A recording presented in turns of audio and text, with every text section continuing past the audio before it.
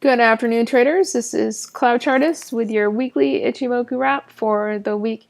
Geez, I'm not in front of my calendar. I can't even remember what the week ending is, but I think the week ended on the 28th.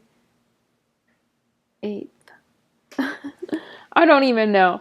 Just look at the title on the YouTube page to tell when this video is for. So we're looking at that, and I'm in a bit of a hurry because the market is about to open and I only have 10 minutes. So we're going to start off with a weekly on the ES. Let me zoom in a little bit. We see that we made a new all-time high on the ES last week.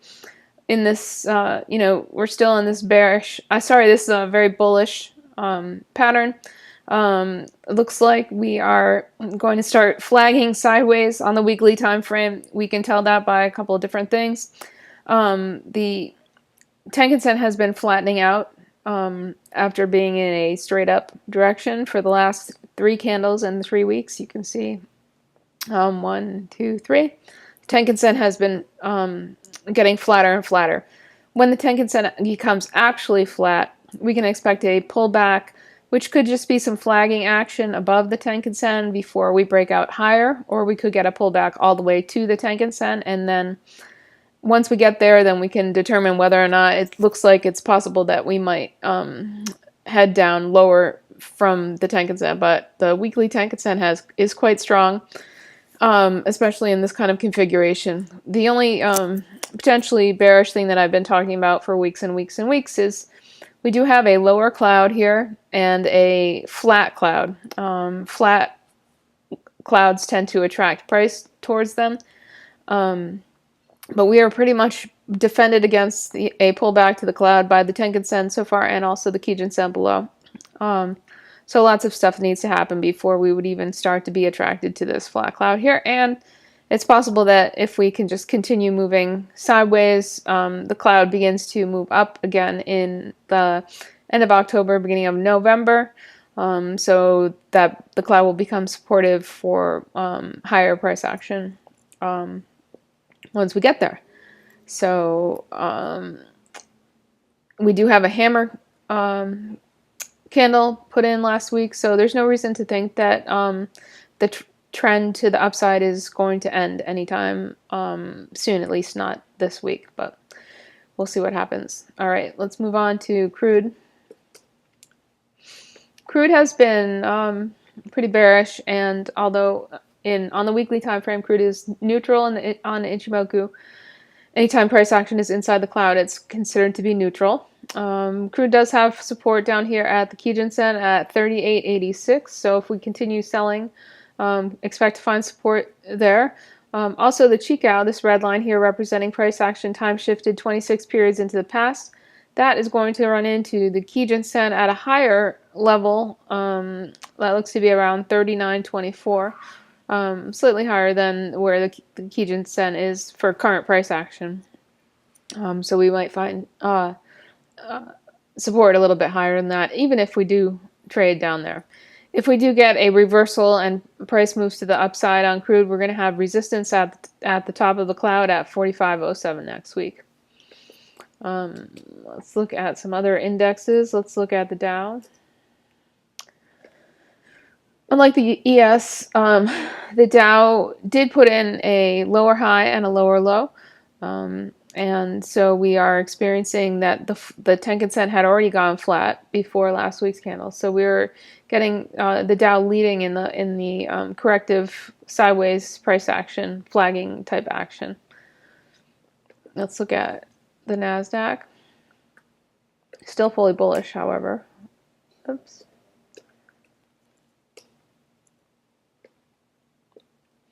The NASDAQ is ripping to the upside. We did not make a new high, a new all-time high yet on the NASDAQ. 4739.50 is the prior high, and let's see. It looks like the new high is 4736.50, so we missed it by 3 points or so. The Tenkan-sen is still pointing straight up here. So until we see further signs of potential mean reversion or bearishness, Nasdaq is fully bullish. Let's look at the Russell. The Russell is still looking quite bullish. We do note that the Chikou here, sorry, let me go zoom better. The Chikou is inside the cloud here, so the Chikou is in neutral territory and does have resistance when it gets to the top of the cloud, and it's going to get to the top of the cloud around 1241.70 or so. When that happens, we'll probably see some topping action in current price over here. So do keep an eye on that. It's going to be about 1241. Let's call it 1242. So keep an eye on that 1242 price action. Then, if we do get a pullback or flagging action, it will be supported by the Tenkan-sen, which is currently at 1150.20. Could be at a different level whenever that starts to occur. Let's look at gold. Oops. Pardon my terrible typing. I was at the farmer's market all day. Very hot out here in Florida. All right, so looking at gold, we see that we are just bull flagging above the Tenkan-sen, and the Kijun-sen is trying to come up for potentially for a bear cross. So we would need to see the Kijun-sen cross over the Tenkan-sen for the bear cross at 1289.50. If we do get a continued pullback, a move lower for gold within its, and I shouldn't say continued because we had a really bullish candle. We had a bullish bounce last week. But if we do see some more flagging action, we should find support at the 1289.50 Tenkan-sen below. We do have a nice supportive rising cloud for higher prices in the future for gold. Let's look at silver.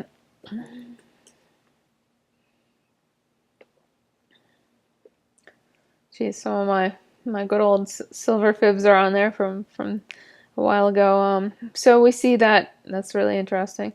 So we see that we're just getting a bull flag here on silver on the weekly time frame. We do have weekly Tenkan-sen support, which is flat, so could attract price towards it, and we have been quite overbought. You can see the RSI is quite overbought on silver down here on the weekly time frame. So 1152.8 is where the Tenkan-sen is if we do get a pullback, but it seems unlikely that the pullback would be that deep. But if we start getting, to be like back in the 19s, then 1852.8 is the support down there. Let's look at some treasuries. Let's look at the 30-year. Sounds like my cat might drop something off the counter, so be prepared for a loud crashing noise if it happens.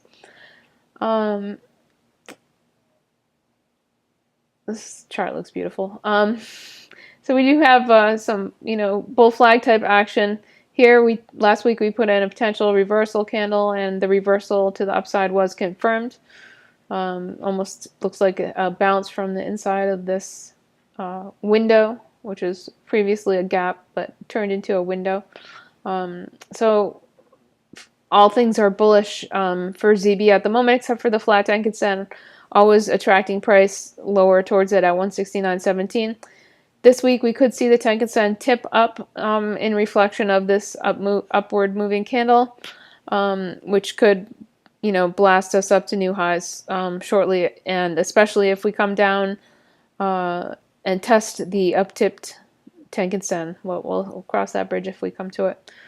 We might come to it in a second. It looks like, yep, there it is. Well, that's pretty convenient, right? The market's just open, so we see that the Tenkan-sen did indeed tip up, just as I suggested. I expected, reflecting the momentum of this up move here. You see how that we were flat, looking for some mean reversion to pull back towards the Tenkan-sen after this RSI maxing out here, and then the Tenkan-sen tipped up because of this candle last week. So that means that we do have support down here at the top of the Tenkan-sen, which is currently at 171.15. So higher support than we had last week, significantly higher.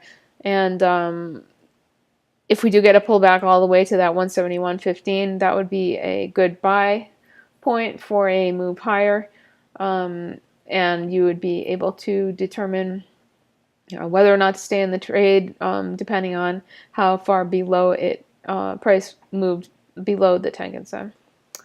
Hope that was moderately clear.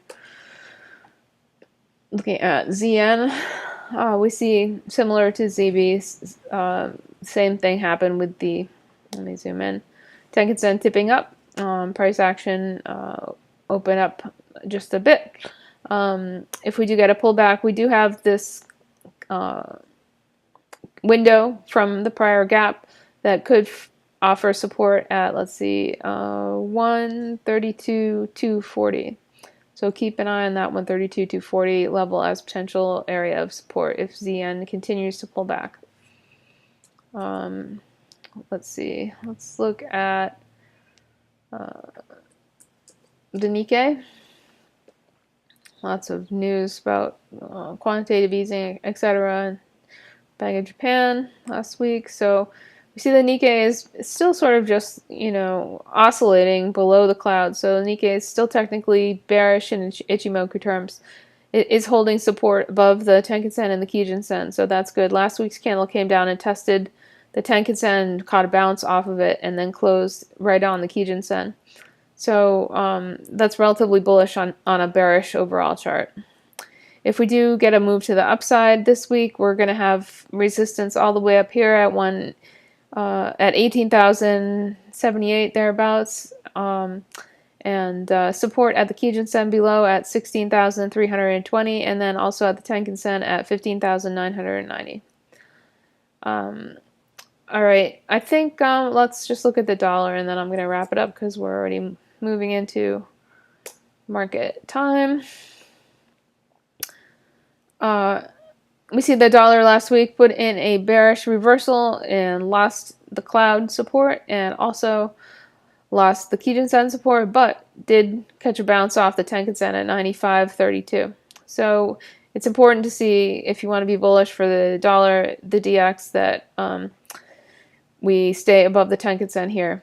And it looks like actually that we have, this might seem odd, but a bull cross happening here, which is that the Kijun-sen has gone back underneath the Tenkan-sen, and it doesn't look very bullish, but technically it is a bull cross.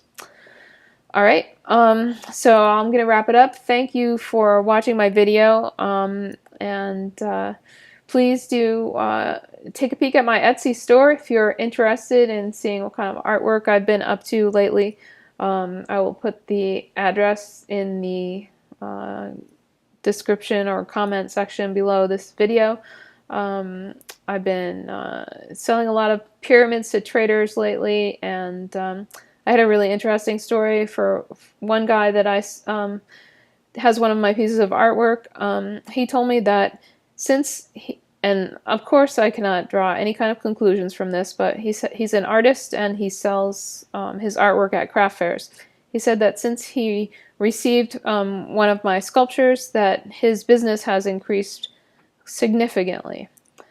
He also told me that he really likes feathers, and whenever he finds a feather outside, he considers it to be lucky for him. And today he was thinking about how my artwork had potentially brought him business, and as he was having this thought, he noticed a feather was flying down from the sky, and he happened to open his hand right under it, and the feather landed in his hand. So I thought that was a nice story from my day today.